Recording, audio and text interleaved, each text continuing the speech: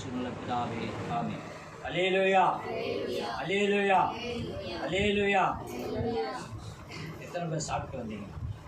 அல்லேலூயா. ரொம்ப கஷ்டமா இருந்தது. அல்லேலூயா. சாப்பிடாம வந்துருக்கீங்களோ? ஆனால் இந்த அல்லேலூயா சொல்வதற்கு மாமி போஸ்டல் நடவடிக்கை 27ஆம் அதிகாரம் 23 25 வரைக்கும் வாசிப்போம்.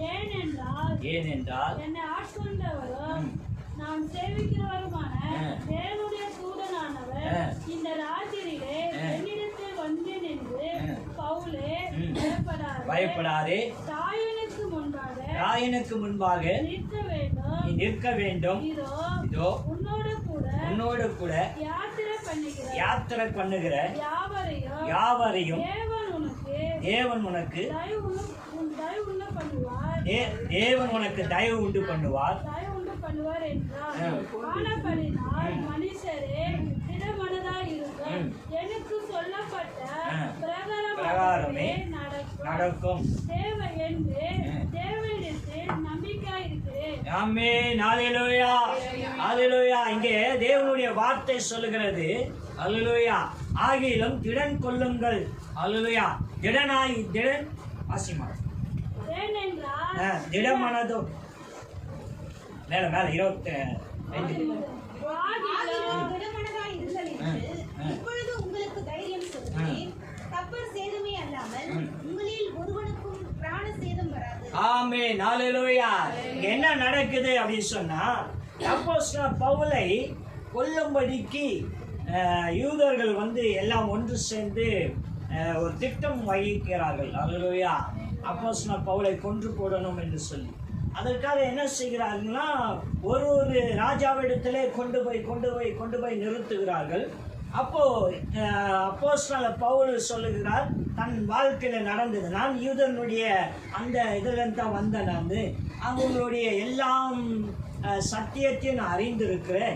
இன்னும் கேட்டால் என்னால் அநேக காரியம் கிறிஸ்தவர்களை உபத்திரப்படுத்தியிருக்க, அவர்களை சிறையில் அடைத்திருக்கிறேன்.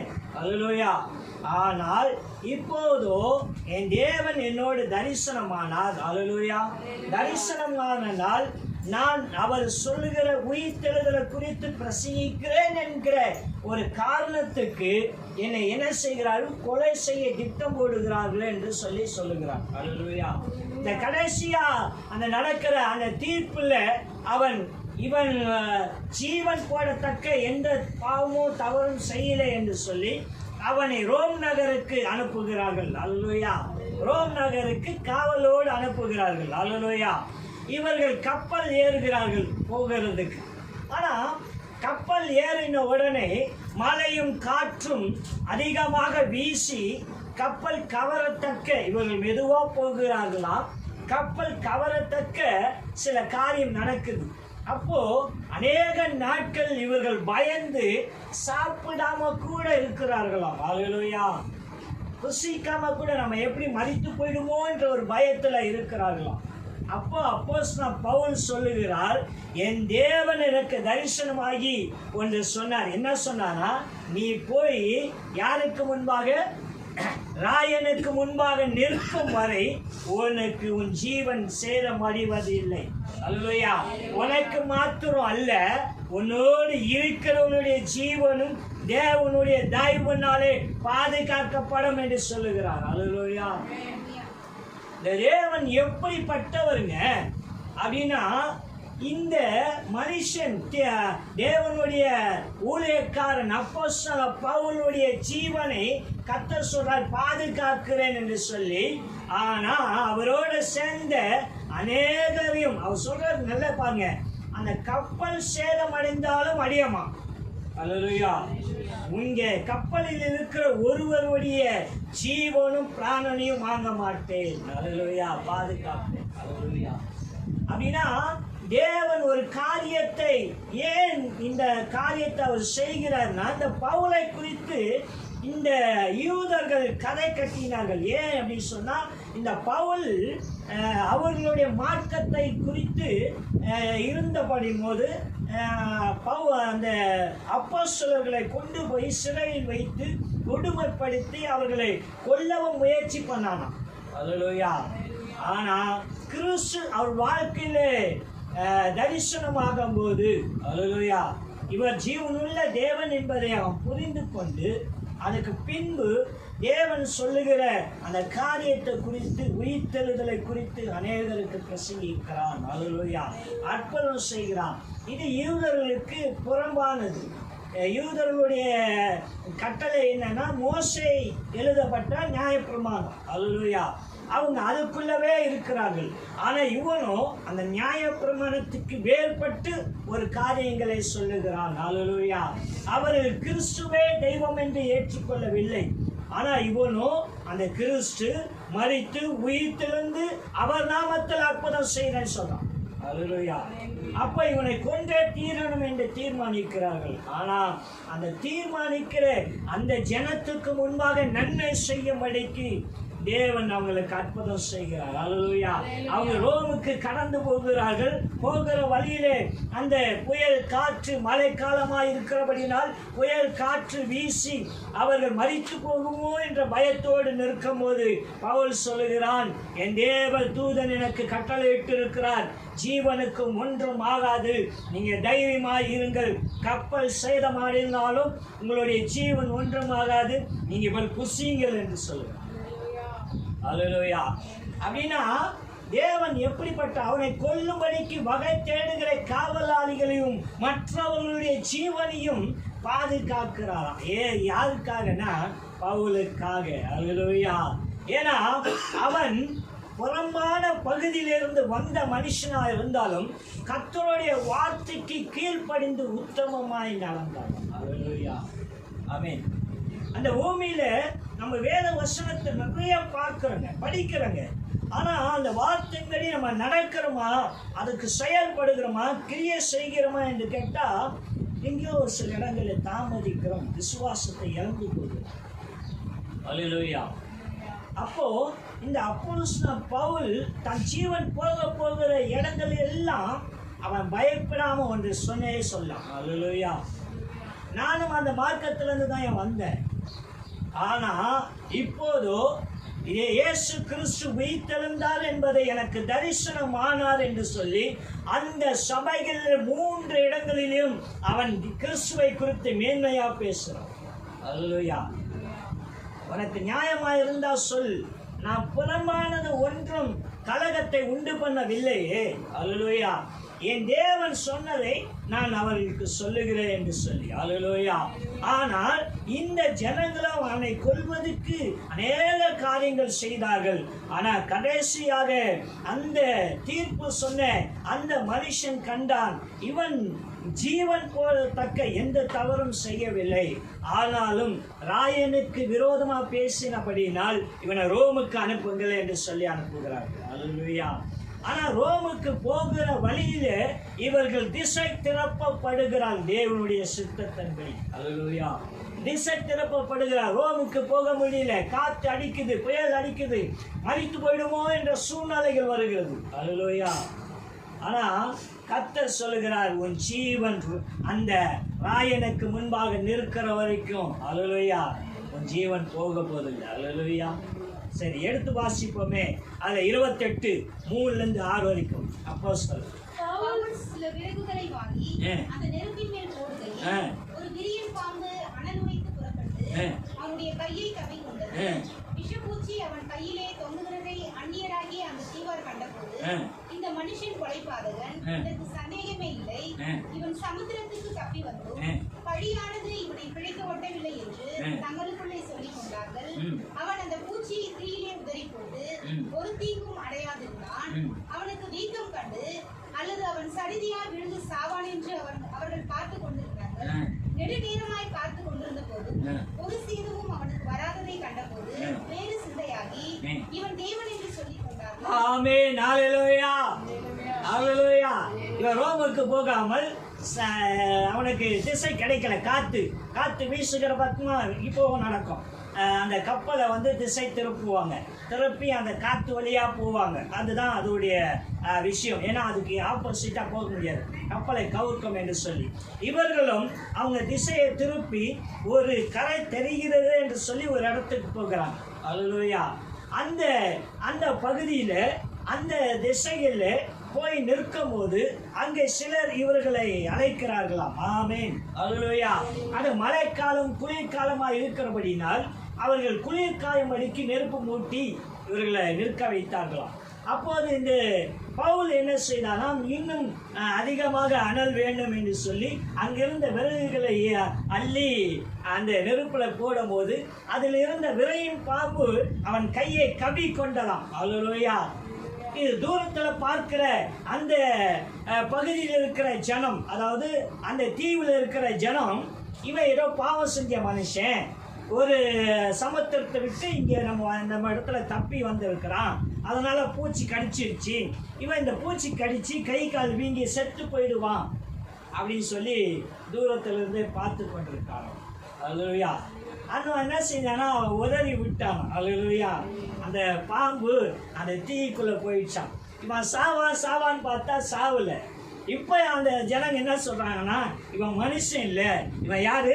தேவன். அல்லேலூயா. கடவுளுக்கு சமமா என்றாங்களாம். ஏன்னா ஒரு பாம்பு இவனை கடிச்சிருச்சு, அந்த பாம்பு கடிச்சு இவன் மயங்கி விழுவான், வாந்தி எடுப்பான், இவன் கை கால் வீங்கி செத்து போவான்னு நினைச்சோம், ஆனால் சாவுலையே நல்லா இருக்கிறானே என்று சொல்லி. அல்லேலூயா. நம்ம வாழ்க்கையில் எப்படிதாங்க அநேக விஷயங்கள் நம்ம போகிற பாதையில் ஏதோ ஒரு காரியம் நடக்கும், ஆனால் அதை பார்த்து நம்ம பயந்து போகிறோம்ல. அல்லேலூயா. ஒன்றை மாத்திரம் நினைச்சிங்க, தேவன் உங்களுக்கு கொடுத்த வாக்கு தத்துவம் இருக்குல்ல. அல்லேலூயா. தனித்துவமான வாக்கு தத்துவம் எல்லாருக்குமே உண்டு. அல்லேலூயா. அந்த வாக்கு தத்துவம் நிறைவேற வரைக்கும் கர்த்தருடைய பார்வையிலிருந்து நீங்க அசைவதில்லையா? அல்லேலூயா. ஆமென். அவர் உங்களை பாதுகாக்கிறார். அல்லேலூயா. இந்த பவுலை கொல்லும்படிக்கு 1, 2, 3, 4 என்று அநேக இடங்களிலே அவனை கொண்டு போய் நீதிமன்றத்தில் நிறுத்துகிறார்கள். அவன் மீண்டும் அவன் தன் தேவன் செய்ததை மாத்திரம் சாட்சி சொல்லி கடந்து வருகிறான். வருகிற வழியிலே புயல் காற்று வீசுகிறது. அல்லேலூயா. எல்லாம் மறித்து போவோம் என்று எண்ணுகிறார்கள். அவன் சொல்லுகிறான், என் தேவ தூதனுக்கு சொல்லியிருக்கார், என் ஜீவன் ஒன்றுமாகாது என்று சொல்லி. சரி, கரை வந்து சேருகிறார்கள். விஷ பூச்சி பாம்பு, அதாவது விரையின் பாம்பு ஆகும். அல்லேலூயா. விரையின் பாம்பு அவன் கையை கவி கொண்டதாம். அல்லேலூயா. அவன் செத்து போயிடுவான்னு அந்த ஜனங்கள் எண்ணுகிறார்கள். அவனும் சாவவில்லை. அல்லேலூயா. இப்ப என்ன சொல்றாங்க, இவன் கடவுள் போல இருக்கு. அல்லேலூயா. மனுஷனுடைய சிந்தனை பாருங்க, மாறி மாறி மாறி. ஆனா அவனாவே இருந்தான். அல்லேலூயா. ஆமென். கர்த்தருடைய பார்வையில அவன் தேவனுக்கு பிரியமாக மாத்திரமே இருந்தான். அல்லேலூயா.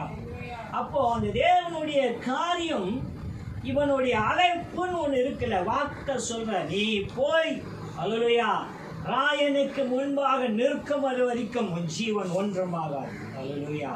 வாக்கு தத்துவம். எத்தனை பேரு இந்த வாக்கு தத்துவத்தை விசுவாசிக்கிறோம்?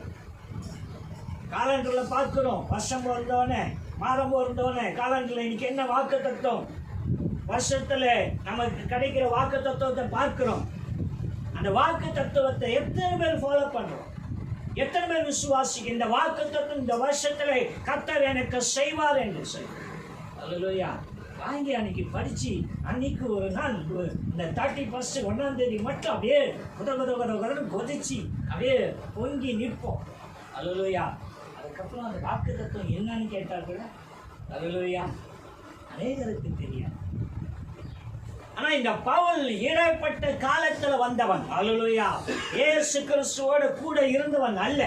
அல்லேலூயா. மீதி அப்போஸ்தலர்கள் எல்லாம் அவர் கூட இருந்து அவர் செய்த நன்மைகள் அநேக காரியங்களை கண்டார்கள். ஆனா இவனோ இயேசு கிறிஸ்துவுடைய மரணத்துக்கு பின்புதான் சவுலாகிய பவுலாக மாறினான். அல்லேலூயா. சவுல் என்கிறவன் பவுலாக மாறினான். அல்லேலூயா. ஆனா இவனுக்குள்ள ஒரு விசுவாசம் இருந்தது. அல்லேலூயா. தேவன் அவனை தொடும்போது நீர் யார் என்று கேட்கிறான். நீ துன்பப்படுத்துகிற இயேசு நான் தான் என்று சொல்லும் போது அல்லேலூயா புரிஞ்சுக்கிட்டான், இவர்தான் மெய்யான தெய்வம். அல்லேலூயா. ஆமென். அப்ப அவன் பதில் கேட்கிறான், நான் என்ன செய்ய கேட்கிறேன், நான் என்ன பண்ணட்டும் அப்படின்னு. கண்கள் தெரியவில்லை. நீங்க போ, கொர்நேலியுங்கிற ஒரு மனுஷன் இருப்பா அவன் இடத்துல. கர்த்தர் அதுக்கப்புறம் அவன் செய்ய வேண்டிய எல்லாவற்றையும் அவனுக்கு போதிக்கிறான். ஏன் அப்படின்னு சொன்னால் அவன் வாழ்க்கையில் அவன் செய்த நன்மைகள் 1000. தேவன் வந்து அவனோடு நிறைய காரியங்களை வெளிப்படுத்துகிறார். அல்லேலூயா. அவர் சொல்றாரு, கொர்நேலியு கேட்கிறான், இவன் வந்து நம்ம கிறிஸ்தவர்களை நம்ம ஜனங்களை உபத்திரப்படுத்தினவனாச்சே, இவனுக்கு போய் என்ன ஜெபம் பண்ண சொல்றீங்களேன்னு கேட்கிறான். அவர் சொல்றாரு, இந்த மனுஷனை கொண்டு நான் ராஜாக்களையும் பிரபுக்களையும் அநேக புறஜாதிகளையும் அல்லேலூயா சுவிசேஷம் அறிவிக்கும்படிக்கு தெரிந்தது. அல்லேலூயா. அப்ப தெரிந்து கொண்ட பாத்திரம் தேவனுடைய கரத்தில் இருக்கும் போது அந்த பாத்திரத்துக்கு எப்படி சேதம் ஆகும், எப்படி துன்பம் வரும், உபத்திரம் வரும். அல்லேலூயா. நம்ம அநேக நேரங்களில் பயந்து போகிறோம்ல, ஆனால் கர்த்தர் சொல்றாரு, அல்லேலூயா, வேதம் சொல்லுகிறது, மரணத்துக்கு ஏதுவாயிலும் ஒன்று நீ குடித்தாலும் அதை ஒன்று சேரும். அல்லேலூயா. பாம்பு மேல நடப்பு நிறைய காரியங்கள். ஆனா இன்னைக்கு ஒரு சின்ன பூச்சை பார்த்து கூட நம்ம பயப்படுறோம்ல. அப்படின்னா நமக்கு என்னென்ன விசுவாசம். அல்லேலூயா. இந்த ஒரு இடத்துல தேவனை மறந்து போகிறோம். அல்லேலூயா. ஆனா இந்த பவுல் தன் மரணத்துக்கு ஏதுவா அவனை கொண்டு போகிறார்கள் என்று தெரிந்தும் அவங்களுக்கு சாதகமாக தன்னை மாற்றிக்கொள்ளாம தைரியத்தோடு சொல்றான், தேவன் உயிர்த்தெழுந்தவர், அவருடைய நாமத்தில் நான் அற்புதம் செய்கிறேன் என்று சொல்லி. அல்லேலூயா. அந்த சொல்லி கொண்டு இருக்கிற அவனுடைய வாழ்க்கையில தேவன் எப்படி செய்வார்னா அப்படிப்பட்ட காரியங்களை வெளிப்படுத்துகிறார். இவன் பாவியான மனுஷன், பாவம் செஞ்சிட்டு இந்த எல்லைக்கு வந்திருக்கிறான் என்று சொன்னேன், அதே வாய் சொல்லுகிற இவன் தேவனோ. அல்லேலூயா. ஆமென். அதுல அது கீழே 7 இருந்து 9 வரைக்கும் வாசிக்கலாம். தீர்வுக்கு முதலாளியாகிய புபிலியு என்னும் பெயர் கொண்டவனாகிய நிலங்கள் அந்த இடத்திற்கு சமீபமாய் இருந்தது. அவன் எங்களை ஏற்றுக்கொண்டு 3 நாள் பட்சமாய் விசாரித்தான். புபிலியுனுடைய தகப்பன் ஜீராத்தினாலும் ஜுரத்தினாலும் ரத்த வேதியினாலும் வருத்தப்பட்டு கிடந்தான். பவுல் அவனிடத்திற்கு போய் ஜெபம் பண்ணி அவன் மேல் கைகளை வைத்து அவனை குணமாக்கினான். இது நடந்த பின்பு தீவிலே இருந்த மற்ற வியாதிக்காரரும் வந்து குணமாக்கப்பட்டார்கள். அல்லேலூயா. ஆமென். மரணத்துக்கு ஏதுவான ஒரு தீர்ப்புல நின்று அநேக காரியங்கள் செஞ்சு கொண்டிருக்கிறான். ஆனால் இவனை ஒரு இடத்துக்கு கொண்டு போகிறாங்க, ரோம் நகருக்கு கொண்டு போகிறாங்க. ரோம் நகருக்கு இதைதான் நம்ம புரிஞ்சிக்க வேண்டிய விஷயம். இவர் நேரம் ரோம் நகருக்கு கொண்டு போக வேண்டியதான தேவன். அல்லேலூயா. அப்படின்னா இந்த அப்போஸ்தலன் பவுல் யாரு, அவனுடைய காரியம் என்ன என்று கூட வர யூதர்களும் தெரிஞ்சுக்கணும். அல்லேலூயா. அந்நிய ஜாதிகளும் தெரிஞ்சுக்கணுமா. அந்த இடத்துல தேவனை குறித்து அறியாத ஜனங்கள் தேவனை குறித்து அறிந்துக்கணுமா. அல்லேலூயா. அது என்னெல்லாம் பண்றாரு பாருங்க. இவன் போய் தங்கனவனே இவனுக்கு பாதுகாப்பு கொடுக்கிற அந்த மனுஷனுடைய தகப்பனா ஜுரத்தோடு இருக்கிறான். அல்லேலூயா. இவன் போய் தேவனுடைய நாமத்துல ஜெபம் பண்றான், அவன் சுகமாகிறான். அல்லேலூயா. சுகமான பிறகு அந்த பகுதியில் இருக்க ஜனங்கள்லாம் வந்து குணப்பட்டார்களாம். அல்லேலூயா. ஆமென். அப்ப அந்த பவுல் செய்கிற அநேக காரியங்களை யார் பார்த்து கொண்டிருக்கா? கூடவே வருகிற அல்லேலூயா யூதர்கள், அந்த சேனாதிபதிகள், அந்த கூட இவனை அரெஸ்ட் பண்ணி கொண்டு வருகிற எல்லாம் காவலாளிகளும் பார்க்கிறார்கள். அல்லேலூயா. எதற்கு பார்க்கிறார்கள், ஏன் பார்க்கிறார்கள் அப்படின்னா தேவன் அவரை கொண்டு செய்கிற நன்மையை அறியும்படிக்கு. அல்லேலூயா. இன்னைக்கு தேவன் நம்மளை கொண்டு நன்மையை செய்யவில்லையா? ஆனா செய்ததை நம்ம எப்படி உணர்கிறோம்? உணர்ந்தாத்தானே அடுத்த லெவலுக்கு உங்களை கொண்டு போக முடியும். அல்லேலூயா. நம்ம சபையில இது மட்டும் எத்தனை பேர் இவங்க சொல்லுகிறது 1 2 அநேகர் வந்து ஜெபம் பண்ணி இருக்கிறாங்க, விடுதலை பெற்றிருக்காங்க, அநேக காரியங்கள் நடந்திருக்கு. ஆனால் வராங்க, சில நாட்கள் வருவாங்க, அதுக்கப்புறம் அவங்களுக்கு எல்லாம் முடிஞ்சோடனே கடந்து போயிடும். ஆனால் அது கவலைப்பட வேண்டிய அவசியம் இல்லை. அல்லேலூயா. நாம் ஜெபம் பண்ணுறதெல்லாம் கர்த்தருடைய சித்தம் மாத்திரமே செய்யும்படிக்கு இந்த ஊழியத்தை நடப்பித்து கொண்டிருக்கிறோம். அல்லேலூயா. இப்போ இந்த பவுலிய குறித்தும் அவன் செய்த காரியம் என்னன்னா, அவன் தேவன் மேல் மாத்திரம் நம்பிக்கை இருந்தான். அல்லேலூயா. அப்போது தேவன் சொல்லுகிற காரியங்களையும் தேவன் சொல்லுகிற காரியத்தை செயல்படுத்துவதிலும் தீவிரமாக இருந்தான். அல்லேலூயா. அப்போ தன் ஜீவனை குறித்து அவன் பயப்படல. நம்மளை மறித்து போயிடுவோம், நம்மளுக்கு தண்டனை கொடுத்தோம், எத்தனை வகைத்தெடுக்கிறாங்க. போய் ஒரு இடத்துல சொல்றாங்க, நீங்க இங்க தீர்ப்பு இல்லை, எங்க தேசத்துக்கு அனுப்பிடுங்கன்னு சொல்லுங்க. அப்படி நீங்க சொன்னீங்கன்னா வர வழியிலே நாங்கள் ஆளை வச்சு அவனை கொண்டுடுறோம் கேட்குறாங்க யூதர்கள். அல்லேலூயா. ஆமென். ஆனால் தேவன் எல்லா இடத்துலையும் அவனை சகாயம் செய்யும்படிக்கு அல்லேலூயா நடத்தி செல்கிறார். அல்லேலூயா.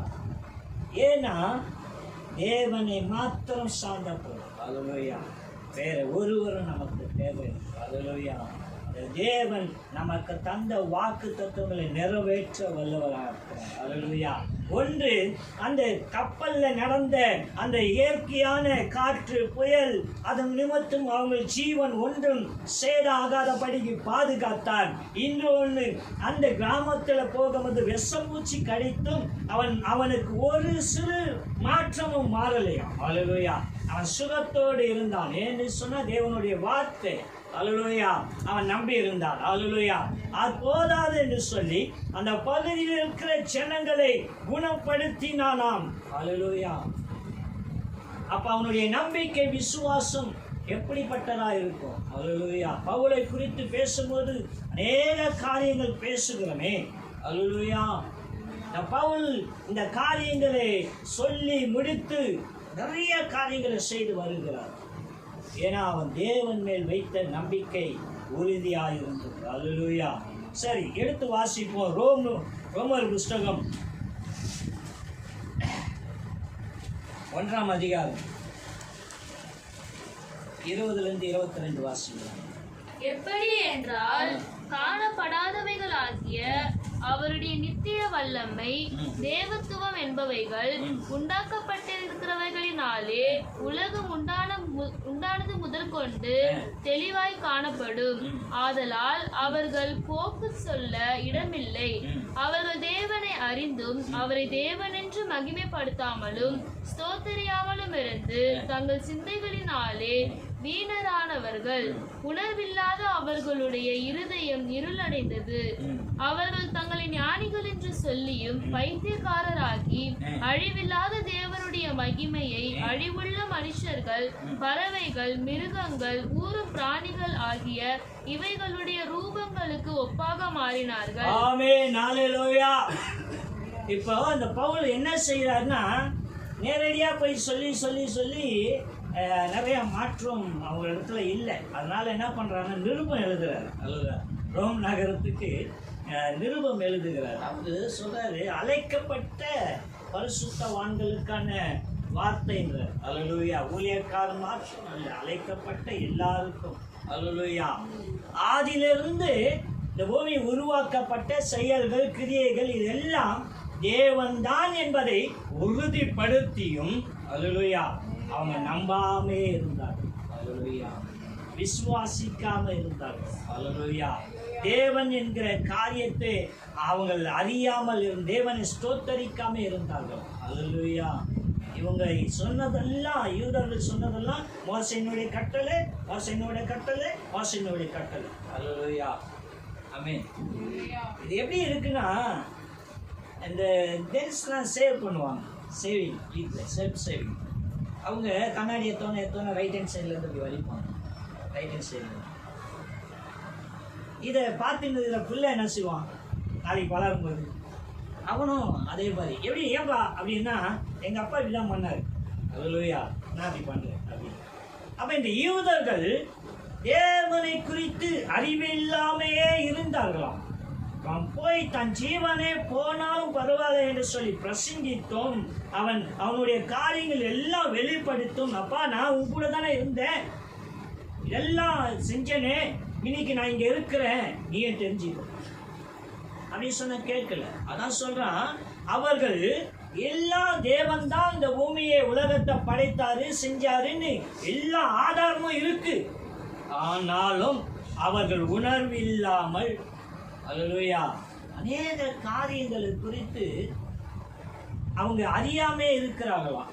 அதனால 22 சொல்ல, அவர்கள் தங்களை ஞானி என்று எண்ணியும் சொல்லி பைத்தியமாயிருக்கிறார்கள். அல்லேலூயா. ஆனா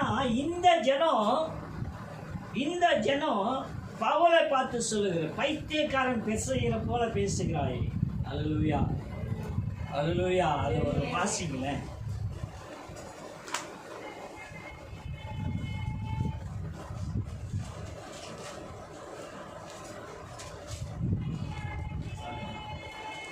அப்போஸ்தலர்ல 26:24 வருஷம். இவ்விதமாய் அவன் தனக்காக உத்தரவு சொல்லுகையில் பெஸ்து உரத்த சத்தமாய், பவுலே, நீ பிதற்றுகிறாய், அதிக கல்வி உனக்கு பைத்தியம் உண்டாக்குகிறது என்றார். ஆமென், அல்லேலூயா. இது எப்பன்னா, இப்ப சொன்னா பாத்தீங்களா, இவங்க உன்னை பத்தி புகார் கொடுத்துருக்காங்க, நீ இதெல்லாம் பண்ணியான்னு. அப்போ அவரு எல்லாம் அவங்க சொன்ன பிறகு அவர் பக்கம் இருக்க நியாயத்தை சொல்லல. அப்ப சொல்ல வரும்போது கடவுள் இப்படிப்பட்ட காரியங்களாம் செஞ்சாரு அப்படின்னு சொல்லும் போது அந்த நியாயம் விசாரிக்கிறவன் உரத்த சத்தமா சொல்றானா. அல்லேலூயா. அவன் பேர் என்ன? பெஸ்டுவா. அல்லேலூயா. உரத்த சத்தத்தோடு சொல்றானா, நீ படிச்ச படிப்பு இருக்குல்ல, அந்த படிப்பு அதிகமானனால நீ பைத்தியக்காரன் ஆயிட்ட. அல்லேலூயா. ஆமென். ஆனா வேதம் அழகா சொல்லுது, சிலுவையின் பற்றிய உபதேசம் கெட்டுபவர்களுக்கு எப்படி இருக்குமா? பைத்தியமா இருக்குமா. அல்லேலூயா.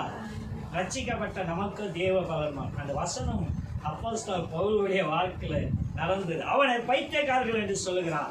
ஆனா இவன் சொல்லுகிறான், தன்னை உண்டாக்குன இந்த உலக தோற்றம் முதல் கொண்டு உலகத்தையும் சகலத்தையும் உண்டாக்குன தேவன் தான் என்று அறிந்தும் உணர்வில்லாமல் சொரணை இல்லாமல் இருக்கிறார்கள். அல்லேலூயா.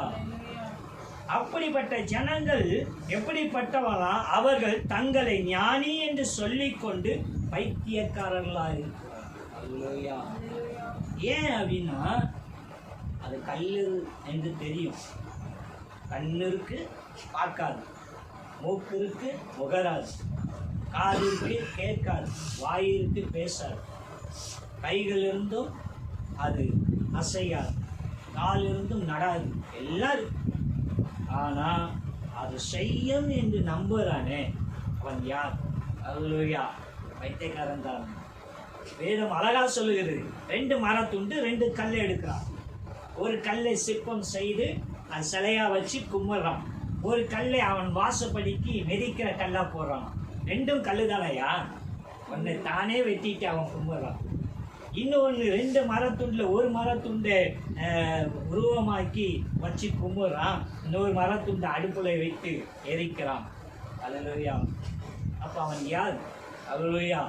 ஆனா அந்த ஜனங்கள் அது உணராது என்று தெரிந்தும் அவங்க செய்கிற காரியம் இருக்குல்ல, தன்னை வருத்திக்கிறது, புத்திக்கிறது, கிழிக்கிறது, எத்தனை காரியம். அல்லேலூயா. நம்ம தேவன் நம்ம இடத்துல இப்படியெல்லாம் கேட்கல, வாயில குத்திக்கோ, முதுகுல குத்திக்கோ, அந்த இடத்துல தொங்கி போகிறான். கடவுள் படைச்ச உயிர் தொக்கி மாட்டி அந்த இடத்துல தொங்கிட்டு போகிறான். இது அவங்களை கிண்டல் பண்ணவோ இல்லை, படைச்ச கடவுள் யார் என்று தெரியாமல் போகிறார். அல்லேலூயா. அவங்க பக்தி ஓகே, ஆனா தேவன் யார், இந்த உலகத்தை படைத்தவர் யார் என்று தெரியாம.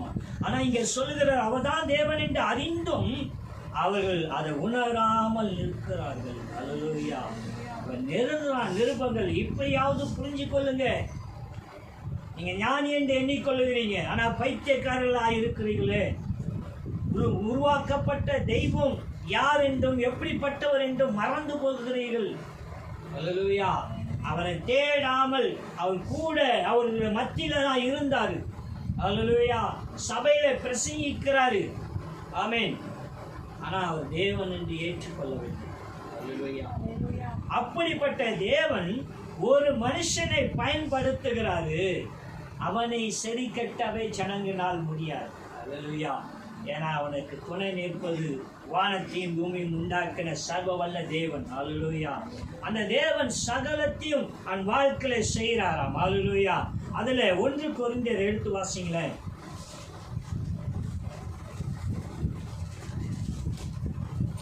1 அதிகாரம் 8-9 வாசி.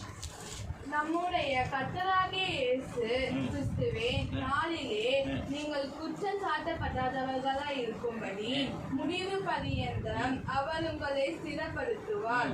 தம்முடைய குமாரனும் நம்முடைய கர்த்தருமாயிருக்கிற இயேசு கிறிஸ்துவனுடைய ஐக்கியமாயிருப்பதற்கு உங்களை அழைத்த தேவன் உண்மை உள்ளவர். சகோதரரே, நீங்கள் எல்லோரும் ஒரே காரியத்தை பேசவும் பிரிவினைகளை இல்லாமல் ஏகமனதும் ஏக யோசனையும் உள்ளவர்களாய் சீர்பொருத்தியிருக்கவும் வேண்டும் என்று நம்முடைய கர்த்தராகிய இயேசு கிறிஸ்துவே நாமத்தினாலே உங்களுக்கு புத்தி சொல்கிறேன். ஆமென். அல்லேலூயா. இங்கே நம்ம பவுல் எழுதுகிறார். கொரிந்தியர் சபைக்கான நிருபங்களை எழுதுகிறார். என்ன சொல்றேன்? நம்முடைய கர்த்தராகிய இயேசு கிறிஸ்துவினால் நாளிலே நீங்கள் குற்றம் சாட்டப்படாதபடிக்கு அல்லேலூயா முடிவறிந்தும் அவர் உங்களை சிறப்படுத்துகிறார். அல்லேலூயா. அப்படின்னா பாதுகாக்கிறார். அல்லேலூயா. பாதுகாக்கிற தேவன் கூடவே இருக்கிறார்னு மறந்து போறதுனால தான் நம்ம வாழ்க்கையில் அநேக பிரச்சனைகள். அல்லேலூயா. இப்போ நம்ம பார்த்தது அப்போஸ்தலர் வாழ்க்கையை பார்த்ததெல்லாம் நீங்க இந்த நிருபம் பைபிளை எப்படி படிக்கிறீங்க எனக்கு தெரியுது. அந்த அப்போஸ்தலர் நடவடிக்கையில் சுமாராக ஒரு 10 அதிகாரத்துக்கு மேலே இதை குறித்து தான் சொல்லப்படும். இதை பற்றி தான் அப்போஸ்தலர் பவுல் எங்கெல்லாம் கொண்டு போனாங்க, என்ன செஞ்சாங்க அப்படின்னு தான் சொல்லப்படும். அப்போ அந்த காரியத்துக்கு மத்தியிலும் தேவன் அவரை கொண்டு அற்புதம் செய்ய காத்திருந்தார். அல்லேலூயா. அவருக்கு இஷ்டமான இடங்களிலே கொண்டு போவதற்கு காத்திருந்தார். அல்லேலூயா.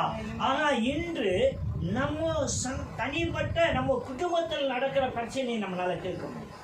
அல்லேலூயா. நம்ம குடும்பத்தில் நடக்கிற 4 பேர் உள்ள ஒரு குடும்பம். அல்லேலூயா. எத்தனை போராட்டம் அப்படின்னா அவன் உலகத்தையே போய் கலக்கினவன் சாதாரண மனுஷன், நம்மளை போல ஆடு உள்ள ஒரு மனுஷன். அல்லேலூயா.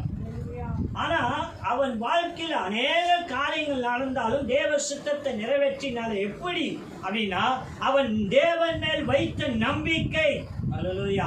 அததான் இங்க சொல்றான். அல்லேலூயா. நம்முடைய கர்த்தராகிய இயேசு கிறிஸ்துவினுடைய நாளில் நீங்கள் குற்றம் சாட்டப்படாதபடிக்கு அல்லேலூயா அவர் முடிவறிந்தும் உங்களை சிறப்படுத்துவார், பாதுகாப்பார். பயப்படாத. வாழ்க்கை நினைச்சு பயந்து பயந்து பயந்து இன்னும் எது மட்டும் ஓட போகிற? அல்லேலூயா. பயப்படாத. அல்லேலூயா. உன்னை சுற்றிலும் இருக்கிற ஜனங்கள் அநேக காரியங்கள் உன்னை குறித்து பேசலாம். அல்லேலூயா. நான் உன்னை அழைத்தவர் யார் தெரியுமா? வானத்தை பூமி உண்டாக்கின தேவன். அந்த தேவனை எப்படி பார்க்கிறீங்க? அல்லேலூயா. எல்லாரும் ஓடுகிற மாதிரி ஓடு. நான் சொன்னேனே, நான் ஒரு டெத்துக்கு போனேன். டெத்துக்கு போனதுல என்னையா அவசியம்னா அந்த சகோதரனோட எனக்கு நல்ல ஒரு ஐக்கியம் இருக்கு. நல்ல ஒரு கடவுளுடைய அந்த நட்புன்னு சொல்லலாம். சில பேரோட எனக்கு இருக்கிறது. நான் எங்க இருக்கணுமோ அங்க என் தேவன் என்னை கொண்டு போகிறாரே. அப்ப அவர் சொல்றதுன்னா நான் உன் கூட இருக்கிறேன் என்பதுக்கான இதெல்லாம் அடியாளன்ற. அல்லேலூயா. நம்ம வாழ்க்கை ஒண்ணு தெரிஞ்சுக்கிங்க. நீங்க எப்படி இருந்தாலும், சந்தோஷமா இருந்தாலும் துக்கமா இருந்தாலும், எப்படி இருந்தாலும் காலை விடியும் நைட்டு வரும், எல்லா நேரங்களும் மாறிக்கொண்டே இருக்கும். உங்களுக்காக ஒன்றும் இருக்காது. ஆனா அந்த நாளை நீங்க எப்படி பயன்படுத்த போகிறீங்க? அல்லேலூயா. விடிஞ்சவன மன மகிழ்ச்சியா இருக்கும், சந்தோஷமா இருக்கும். அதிகாலையில் எழுந்து ஜெபம் பண்ணுங்க நிறைய ஊழியக்காரங்க சொல்றாங்க. காரணம் என்ன தெரியுமா? நீ நைட்டு படுக்கும் போது அநேக வேதனை துக்கத்தோட ஏதோ ஒரு சோர்வோடு படுப்ப. ஆனா காலை எழுந்துக்கும் போது உன்னுடைய தெளிவு அந்த உடனே அது வராது. உன்னுடைய அந்த குடும்ப சூழ்நிலை வராது.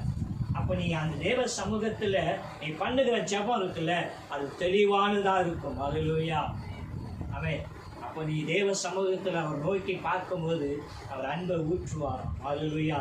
நீ அவரோடு இடைப்படுகிறது உன்னால் உணர முடியும். அவர் உன்னோடு பேசுகிறத உன்னால் உணர முடியும். அப்படி இப்படி போய்கொண்டே இருந்தேன்னு சொன்னா உன்னை சுற்றி நடக்கிற அந்த காரியங்கள் எல்லாவற்றையும் தேவன் உடைத்து போட்டு கோணலானவைகளை செவையாக்குற தேவன் உன் பட்சத்தில் என் சமூகம் உனக்கு முன்பாக போகும் என்று சொல்லு. அல்லேலூயா. அப்போஸ்தலன் பவுல் அதை நம்பினா, அல்லேலூயா, அவன் செய்த காரியம் அநேக காரியங்களை செய்தான். அல்லேலூயா. இருந்த சீஷர்களை காட்டிலும் இவனால் தெரிந்து கொள்ளப்பட்டவர்கள் அதிகமா. அல்லேலூயா. அப்போ நம்ம எப்படிப்பட்ட தேவனுடைய கிரியை பார்க்கிறோம் அப்படின்னா, அவர் சொல்றாரு நம்மளை பாதுகாக்கிற தேவன். நீங்க நம்புங்க. அல்லேலூயா. எல்லாருக்கும் நம்ம நினைக்கிறோம்ல, ஏன் பாடுபடுறோமே, இவ்வளவு விஷயங்கள் நம்ம எப்படி பரலோகத்துக்கு போகுமா இல்லை இங்கே போகுமா, ஏதோ ஒரு கேள்வி நமக்குள்ள கேட்டேன். அந்த குழப்பமே வேணும். அவர் சொல்றாரு, நான் உங்களை பாதுகாக்கிற தேவன் கூட இருக்கிறார். பயப்பட வேண்டிய அவசியம் இல்லை. அல்லேலூயா. உங்களுடைய எது உங்க வீட்டில் ஒரு குடும்ப சூழ்நிலை, கணவனோ பிள்ளைகளோ ஏதோ ஒரு காரியத்தில் நீங்க இருக்கும்போது அந்த காரியத்தை முழுமையா அவர் கையில கொடுத்துருங்க. நீங்க சுயமா ஒன்று செயல்படுத்த வேண்டாம். கொடுப்பீங்க என்று சொன்னா அதற்கு நியாயம் விசாரிக்கிற தேவன். ஆமென். உங்களுக்கு நலமானதை வாய்க்க செய்யும். ஏன்னா உங்களை அழைத்தவர் அவர் தானே, வாக்குத்தத்தம் பண்ணினவர் அவர் தானே. அல்லேலூயா. அவர் கைவிடுவாரோ? ஆமென். வேதம் சொல்லுகிறது, மாமிசத்துக்குரிய தகப்பன் நீங்களே உங்க பிள்ளைகளுக்கு நல்ல ஈவை கொடுக்க மனதாயிருக்கும் போது, அல்லேலூயா, பரமபிதா. அல்லேலூயா. ஆமென். அல்லேலூயா. நமக்கான காலங்களை நம்ம பயன்படுத்த தெரியாம தாங்க இருக்கிறோம். விசுவாசம் சில நேரங்களில் நம்ம கேட்ட சில காரியங்கள், நான் ஒன்னே ஒன்று மட்டும் சொல்றேங்க. இந்த வேத வாக்கியம் இருக்குல்ல, நீங்க ஒன்று தெரிஞ்சுங்க, ஆசீர்வாதம் எல்லாம் வசனம் நமக்கு ஆசீர்வாதத்தை தரும். நம்மளை சுற்ற வசனம் எல்லாம் நம்மளை துன்பப்படுத்தும் நினைக்காத எண்ணத்தை விட்டுருங்க. அல்லேலூயா. உங்களை துக்கப்படுத்துகிற வார்த்தையை, உங்களை இருதயத்தை கிழிக்கிற வார்த்தைகளை என்ன செய்யணும், உங்களை சீர்படுத்தும். அல்லேலூயா. சீர்படுத்தினா உங்க வாழ்க்கையில சந்தோஷம் வரும், மகிழ்ச்சி வரும். அல்லேலூயா. ஆனா நீ ஆசீர்வாதமா இருப்ப என்று வார்த்தை கேட்டீங்கன்னா உபாகமம் எடுத்து வாசிங்க. நீ ஆசீர்வதிக்கப்படணும்னா எப்படி இருக்கணும். அல்லேலூயா. அப்படின்னு. அல்லேலூயா. அதான் வேதம் சொல்லுகிறது, தேவன் ரெண்டுத்தையும் நமக்கு முன்பாக வச்சுட்டாராம். உலகத்தை படிச்சுட்டேன், சாபமும் வச்சுட்டேன், ஆசீர்வாதமும் வச்சுட்டேன். உனக்கு எது வேணுமோ சுதந்திரம். அல்லேலூயா. அப்போ நம்ம தேடுகிற காரியம் இருக்குல்ல, அந்த காரியம் கிறிஸ்துவானால் வேதம் சொல்லுகிறது, முதலாக தேவனுடைய ராஜ்யத்தையும் அவருடைய நீதியும் தேடும், பின்பு இவை எல்லாம் உங்களுக்கு கூட கொடுக்கும். இவைகள்லாம் இந்த உலகத்துல உனக்கு தேவையான சகலத்தையும் கர்த்தர் சந்திக்கும். அல்லேலூயா. ஆனா அதை சந்திப்பதற்காக நம்ம படுகிற பிரயாசம் இருக்குல்ல, அல்லேலூயா, நான் என் பிள்ளைகளுக்காக, என் குடும்பத்துக்காக, என் தேவைக்காக, என்னுடைய காரியத்துக்காக ஓடுகிறேன். கடைசி மட்டும் ஓடி ஒன்றும் செய்வதற்கு. அல்லேலூயா. உலக மனுஷன் சொன்ன பறந்து பாடுபட்டேன், படுக்க பாயும் இல்லை. அல்லேலூயா. ஆமென். இது என் வாழ்க்கை நிறைய உணர்ந்தேன். கர்த்தர் என்னை முழு நேர ஊழியத்துக்கு நான் அழைத்தார். நான் அழைத்த என் தேவனுக்கு அந்த முழு நம்பிக்கை இல்லை. என்ன அந்த ஒரு முழு நேர ஊழியத்துக்குன்னா எனக்கு மனைவி, பிள்ளைங்க, வீடு, வாசல், தேவைகள் நிறையா இருக்குது. அல்லேலூயா. நான் எப்படி பண்ண முடியும் அப்படின்னு ஓடினேன். ஒன்றுமே இல்லை. ஒரு நாள் தேவ சமூகத்தில் நிற்கிறேன். நான் உலக வாழ்க்கைக்காக ஒன்று அழைக்கல, என்னுடைய வேலைக்காக அழைத்தேன். நீயும் உலகத்தின் வேலையை செஞ்சுட்டு போறிய அப்படின்னு சரின்னு ஒப்பு கொடுத்தேன். ஆண்டவரே, நான் முழு நேர ஊழியத்துக்கு முழுவதுமாக என்னை அர்ப்பணிக்கிறேன். நீங்க என்ன செய்யும், தேவ சித்தத்தை நிறைவேற்று. அதுக்கப்புறமா என்னை கிண்டல் கேலிகள் நிறைய பண்ணினாங்க. பொம்பளை பிள்ளைய வச்சிருக்கிறான், பிள்ளைங்களுக்கு நல்லது கெட்டது செய்யணும், இல்லை படிக்கணும், கல்யாணம் பண்ணி கொடுக்கணும். இவனால முழு நேரம் வேலையை விட்டு ஊழியத்தில் என்ன வரும் அப்படின்னு கிண்டல் அப்படின்னு என் பொண்ணுடைய திருமணத்தை கட்ட நன்மையாக நடத்திட்டாங்க. அல்லேலூயா. நிறைய விஷயங்கள் நான் சொல்வது, நீ போகிற கோணலில் நிறைய மேடு பள்ளம் எல்லாம் இருக்கும். அல்லேலூயா. வெளிச்சத்தின் பிள்ளைகள் அதை கடந்து பார்த்து நகர்ந்து போகிறார்களாம். ஆனால் இருளின் பிள்ளைகள் அதை தடுக்கி விழுந்து என்ன செய்கிறார்கள்? கவர்ந்து போகிறார்கள். அல்லேலூயா. அப்போ தேவன் உங்களை தெரிந்து கொண்டார் என்பதை நீ உறுதியா பிடிச்சு கொண்டீங்கன்னு சொன்னா உங்க வாழ்க்கையில நடக்கிற எல்லா காரியம் கர்த்தர் பொறுப்படுத்திக் கொள்வார். அல்லேலூயா. சரி, ஒரு வசனத்தை பார்ப்போமே. கலாத்தியர்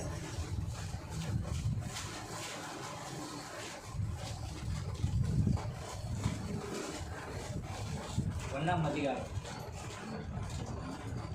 3-5 வரைக்கும் வாசி. பிதாவாகிய தேவனானாலும் நம்முடைய கர்த்தராகிய இயேசு கிறிஸ்துவினாலும் உங்களுக்கு கிருபையும் சமாதானமும் உண்டாவதாக. அவர் நம்மை இப்பொழுது இருக்கிற பொல்லாத பிரபஞ்சத்திலிருந்து விடுவிக்கும்படி நம்முடைய பிதாவாகிய தேவனுடைய சித்தத்தின்படி நம்முடைய பாவங்களுக்காக தம்மை தாமே ஒப்பு கொடுத்தார். அவருக்கு என்றென்றைக்கும் உள்ள சதா காலங்களிலும் மகிமை உண்டாவதாக. ஆமென். அல்லேலூயா. இங்கே நம்ம பார்த்த விஷயங்களை, ஒன்று, பவுல் அழைக்கப்பட்ட அழைப்புல அவனுடைய பாத்திரத்தை அவன் ஜீவன் போனாலும் பரவாயில்லன்னு உத்தமமா வாழ்ந்தான். அல்லேலூயா. கர்த்தருடைய சித்தத்தை எங்கெல்லாம் கொண்டு போய் நிறைவேற்றினாலும். அல்லேலூயா. 2வது பார்த்தோம். அல்லேலூயா. அவர் தம்மை நம்புகிற பிள்ளைகளை பாதுகாத்து தேவன் கொண்டு போகிற காரியத்தை. அல்லேலூயா. கடைசி முத்தம். அல்லேலூயா. இங்கே வசனம் சொல்லுது, பிதாவாகிய தேவனாலும் நம்முடைய கர்த்தராகிய இயேசு கிறிஸ்துவினாலும் உங்களுக்கு கிருபையும் சமாதானமும் உண்டாவதாக. எத்தனை பேர் சமாதானமா இருக்கும்? அல்லேலூயா.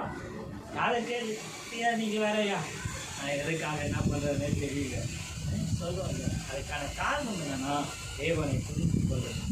அல்லேலூயா. நான் திரும்பி சொல்லுவேன், உங்களுக்கு மகிழ்ச்சி இருக்குமானால் வீட்டில் இருக்கிறது பழைய சாப்பாடாக இருந்தாலும் உங்களுக்கு பிரியாணியை போல தோணும். மன மகிழ்ச்சியோடு அதை ருசிப்பீங்க. ஆனால் மகிழ்ச்சி இல்லைன்னா வீட்டில் நம்ம ஹோட்டலில் பார்க்குற எல்லா விதமான ஆகாரம் வீட்டில் இருந்தாலும் அது நமக்கு மகிழ்ச்சி இல்லைன்னு சொன்னால் அதுக்கு நமக்கு பிடிக்காத ஒரு ஆகாரம் போலவே இருக்கும். அல்லேலூயா. அப்போ தேவன் உங்களுக்கு கிருபையும் சமாதானத்தையும் உண்டு பண்ணுகிறார். அல்லேலூயா. 4ஆம் வசனம் சொல்லுது, அவர் நம்மை இப்பொழுது இருக்கிற பொல்லாத பிரம்மஜத்தில் விடுவிக்கும்படிக்கு நம்முடைய பிதாவாகிய தேவன் சித்தத்தின்படி தம்முடைய பாவங்களுக்காக நம்முடைய தம்மையே ஒப்பு கொடுத்தாராம். குமாரனே இந்த பூமிக்கு ஒப்பு கொடுத்தாராம். அல்லேலூயா. யாருக்காகனா உங்களுக்காகவும் எனக்காகவும் நம்ம பாவங்களை கழுவி நம்மளை சுத்திகரித்து அவரோடு நிறுத்தபடிக்கு. அல்லேலூயா. தன் சொந்த குமாரனை இந்த பூமிக்கு அனுப்பினார். அல்லேலூயா. இங்க 5ல் சொல்லு, அவருக்கு என்றென்றைக்கும் சதா காலமும் மகிமை உண்டாவதாக. அல்லேலூயா. அப்படின்னா எந்த இடத்துலையும் தேவனை என்ன செய்யணும்? ஸ்தோத்திரம். அல்லேலூயா. ஏன்னா அழைத்தவர் உண்மை உள்ளவர். அல்லேலூயா.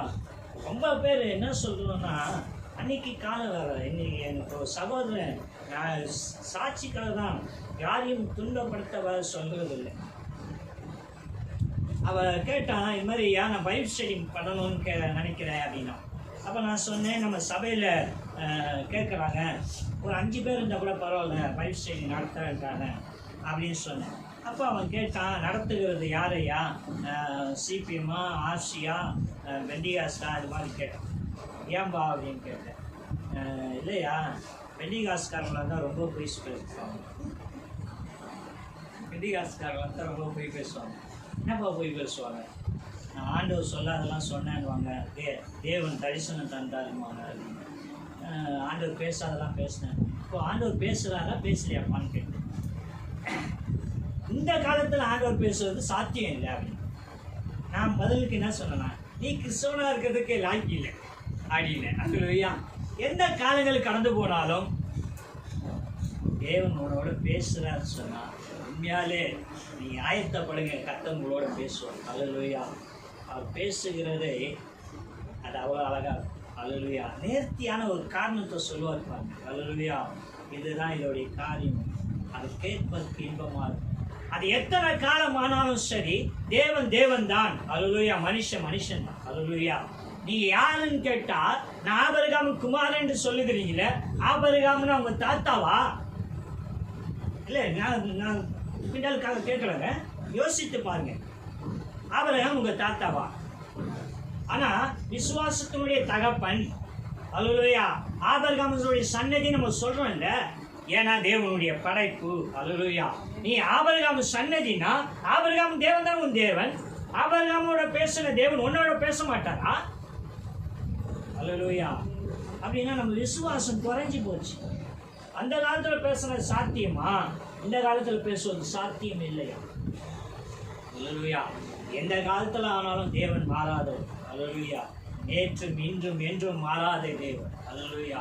அப்படிப்பட்ட தேவனை ஆராதிக்கிற நாம் தேவனை தொழுது கொள்ளுகிற காரியம் இருக்குல்ல, அவர் எப்போதும் அவர் நமக்காகத்தான் இந்த பூமியை படைத்தார் என்பதை விசுவாசித்து நமக்காகத்தான் பொண்ணு வைரம் வைடூரியம் எல்லாத்தையும் படைச்சார். நீங்கள் பொண்ணுக்கிட்டே போக முடியல. அல்லேலூயா. 70,000. இன்னும் சில நாட்களில் 1,00,000 ரூபாய்க்கு வந்து நிற்கணும். அப்பாவீங்களா? அதுவும் ஒரு விஷயத்தை நல்லா கவனிங்க. இதை நான் சொல்லணும்னு விரும்புகிறேன். நம்ம போடுற நகை எதுவுமே ஒரிஜினல் இல்லை. எல்லாருக்கும் தெரியல, எல்லாருக்குமே தெரியல. நம்ம போடுற தங்க நகை எதுவுமே ஒரிஜினல் இல்லை. தெரியுமா? எத்தனை பேருக்கு தெரியும்? ஆமாம் இல்லைன்னு ஏதாவது ஒரு சொல்லுங்க, நான் விளக்கம் சொல்லணும். நம்ம போடுற நகை தங்கம் ஒரிஜினலா ஒரிஜினல் இல்லையா? இல்லை. உண்மைதானே? ஏன் அப்படின்னா ஒரிஜினல் தங்கத்துக்கு இணைப்பு இல்லை. இணைப்புனா ஒன்னோடு ஒன்று ஒட்டிகிட்டு இருக்காது. நீங்கள் பெசஞ்ச ஒரு நசுக்குனீங்கன்னா நசுங்கும், இது பண்ணீங்கன்னா இதுவாகும். அப்போ ஒரு பொருளை எப்படி உருவாகுதுன்னா, அதுதான் இந்த செம்பு மற்ற காரியங்கள்லாம் அதில் கலந்து அதை உருக்கி அதை ஒரு பொருளாக தயார் பண்ணுறாங்க. நீங்கள் யாரை வேணால் போய் கேட்டுங்க. இவன் படிக்காதவன், இவனுக்கு என்னால தெரிய போய் தற்கொலை நினச்சிங்கன்னா அதுக்கு நவனியும் பண்ண முடியாது. அல்லேலூயா. சுத்த தங்கம் பொருள் ஆகாது. அல்லேலூயா. பொருள் ஆகாது. அது கூட ஏதோ ஒன்று கலப்படம் பண்ணுறோம். அந்த கலப்பட்டுக்கு விலை 70,000 ரூபா. அல்லேலூயா. ஒரு சவரன் 8 கிராம். 8 கிராமில் மிஞ்சி போனால் தங்கம் 5 கிராம் இருக்கலாம், இல்லை 4 கிராம் இருக்கலாம். மீதி 4 கிராம் கலப்படம். அல்லேலூயா. இந்த 4 கிராம் 70,000 ரூபாய்க்கு கொண்டு வரான்னா மனுஷனுடைய புத்தி எங்கே போகிறது அப்படின்னா, தேவனை சார்ந்து இல்லாமல் எதையோ சார்ந்து ஓடிக்கொண்டிருக்கிறோம். இந்த விலைவாசிக்கெல்லாம் நம்ம ஒரு காரணம். அல்லேலூயா. அப்போ இந்த சுத்த தங்கத்தை யாரும் விரும்ப மாட்டாங்க, ஏன்னா அதை பொருளாக செஞ்சு போட்டுக்க முடியாது. அல்லேலூயா. அதே போலதான் வானத்தின் பூமி உண்டாக்குற தெய்வத்தை தேடுவது கடினமான ஒரு விஷயம். அல்லேலூயா. ஆனா அதை தேடுகிற பிள்ளைகள் இருக்கிறாங்களே, அவங்க பாக்கியவான் என்று வேதம் சொல்லுகிறது. அல்லேலூயா. ஏன்னா அவர்கள் தேவனோடு வாழ போறாங்க. அல்லேலூயா. தேவனோடு சிங்காசனத்தில் அமர போறாங்க. அல்லேலூயா. உயிர் தெளிந்தோன்னு சொல்றாரு, நான் என் தேவனிடத்துக்கும் உங்கள் தேவனிடத்துக்கும் என் பிதாவினிடத்தும் உங்கள் பிதாவினிடத்துக்கும் நான் போக காரியமாக இருக்கு. ஏன்னா நான் போய் உங்களுக்கு என்ன பண்ண போறேன்? ஒரு ஸ்தலத்தை ஆயத்தப்படுத்த போறேன். ஐயோ அப்பா சாமி, கடைச்சதுல இருந்து நம்மளை கொண்டு போய் சேர்க்கிற வரைக்கும் நம்மளை குறித்து தாங்க அவருடைய நினைவு எல்லாமே இருக்குது. ஆனா நம்ம நினைவு எங்க இருக்கிறது? பூமியை நோக்கியே இருக்குது. ஏன் சொல்லுங்க? நம்ம மண்ணினால எடுக்கப்பட்டோம்ல. மனுஷனுக்கு தேவையெல்லாம் இந்த மண்ணை குறித்தே இருக்கு. அல்லேலூயா. விண்ணை குறித்து இருக்கிறது கம்மியா இருக்கு. அல்லேலூயா. நீங்க அதை தாண்டி விண்ணை நோக்கி பாருங்க. அல்லேலூயா. பரத்த தேவன் மகிமை பிரசனம் நிறையா இருக்கும். அல்லேலூயா. பிரசனத்துக்குள்ள நீங்க கடந்து வந்தீங்கன்னா அப்போஸ்தலர் போல உங்களை சுற்றி வருகிறத உதறி தள்ளி விட்டு போயிட்டே இருக்கு. அல்லேலூயா. அப்படி போகும்போது கர்த்தருடைய சித்தம் அனாதி தீர்மானம் உங்கள் வாழ்க்கையில் நிறைவேறும். கர்த்தர் தாமே இந்த வார்த்தைகள் ஆசீர்வதிப்பார்கள். ஆமென்.